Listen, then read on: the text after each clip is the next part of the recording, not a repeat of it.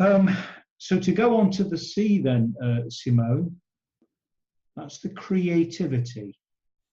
I like that, and it reminds me of so much.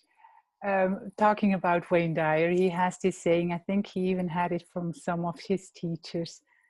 If you change the way you look at things, the things you look at change. And it brings it back to me being responsible for it. If I don't like it, then I have the power to change it. And I think that's the awakening. That's where we get more and more into that. We take this responsibility and we can see that we are, and that brings me back to what you said. That's the creative force inside of us. We have that.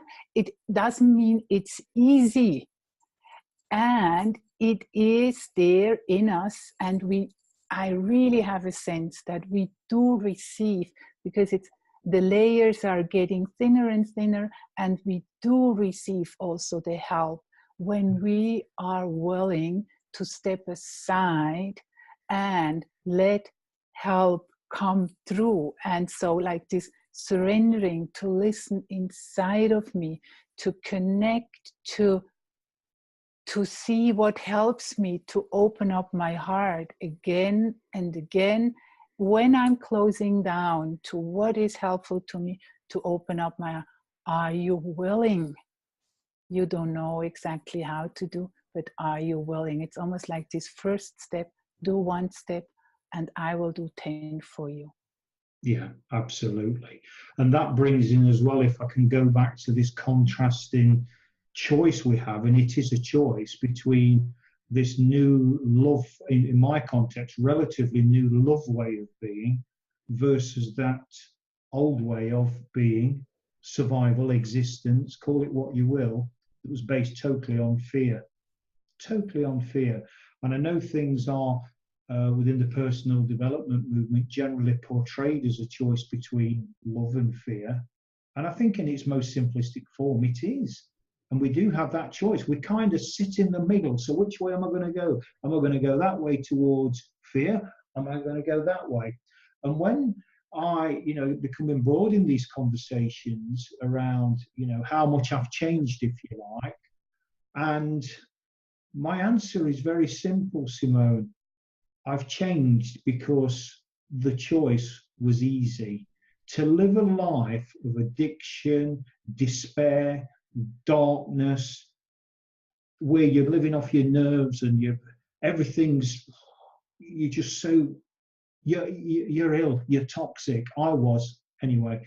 And that there has to be a better way. And that was what started a voyage of discovery for me.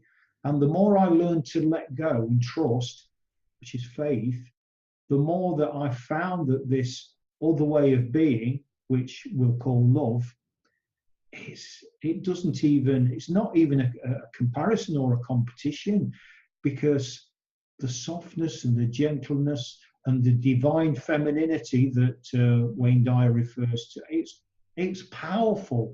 And in terms of that divine femininity, I made perfect sense of that quite easily, because when I looked personally from a human and even an ego point of view, Simone, I was able to make very, very strong sense of that, because reflecting back upon my journey as a child, the most powerful and positive influences in my life had been from feminine energy. My mother, my grandmother, the girlfriends that was in my life, the amazing women that came into my life thereafter, that beautiful, beautiful, powerful feminine energy.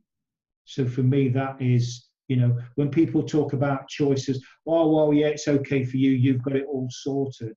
No, I haven't. I had a choice to make, the same as we've all got a choice to make. And I suppose my parting message, Simone, and obviously I'll invite you in for your parting message in a moment, but mine would be, it is a choice. So choose wisely, but remember, there's only really ever one choice.